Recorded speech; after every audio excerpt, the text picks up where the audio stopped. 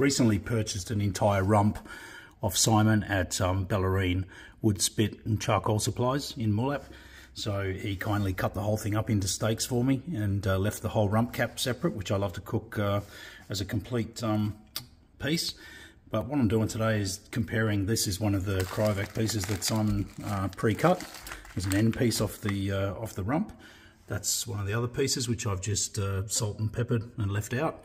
So what I'm going to do is basically put this into my sous vide at 47 degrees for about 2 hours, and then put it straight onto the La Parilla grill. And that one I'm just going to grill straight onto the barbecue. It's been sitting out to get to about room temperature for the last hour or so. So let's see how we go. Step 2 now with this Diamantina Wagyu from Simon at Bellarine Spit Roast and Charcoal Supplies. You can see this one here on the right has been in the sous vide at 46 degrees for about 2 hours. It basically looks like it's cooked to rare. It's very soft and ready to go. This one has just been sitting out at room temperature, so that's going to go on the grill exactly like this one is. We'll see which one tastes best. Here we are at the outdoor kitchen at HangarJ near Geelong. These Wagyu steaks, beautiful rump from Simon, is cooking along beautifully. As you can see, it's meat and 3 veg tonight, so not really a vegan zone around here. You can see we've got the charcoal, the beautiful mallee root charcoal, hot as hell, beautiful flavour, just sitting under the V-grill there on La Parilla from Smokin Gauchos. Just about ready to turn these bad boys. They've been there for about 4 minutes. We've got the sous vide one there at the front, which is like an end piece. There we go, beautiful. Hear that sizzle.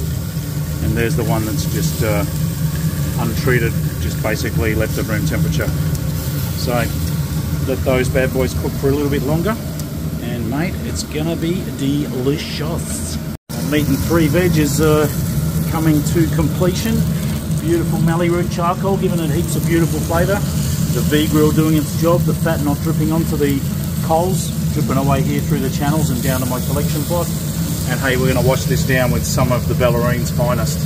Turinda Estate Single Vineyard Zinfandel, the only winery on the Bellarine that's growing Zin as far as I know, but this is a 2016 and absolutely beautiful. So here's cheers to a great night of steak.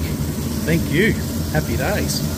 Here's the end result. This is the one that was sous vide. It's probably now medium rare, and this one's very slightly rarer. That's the one that was just cooked without being sous vide, but they both look yummy and ready to rock and roll.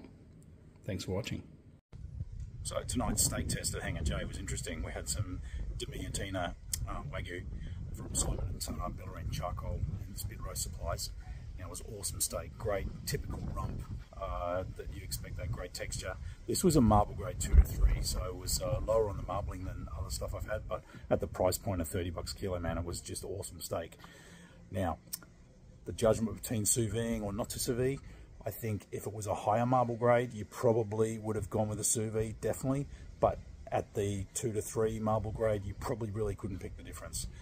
When you get a higher grade, like a 6 plus or 5 or 6 plus, you start to get the fat to really soften off and make the steak even juicier when you sous vide for a little while. But mate, either one was awesome, and both were a 9 out of 10. Enjoy.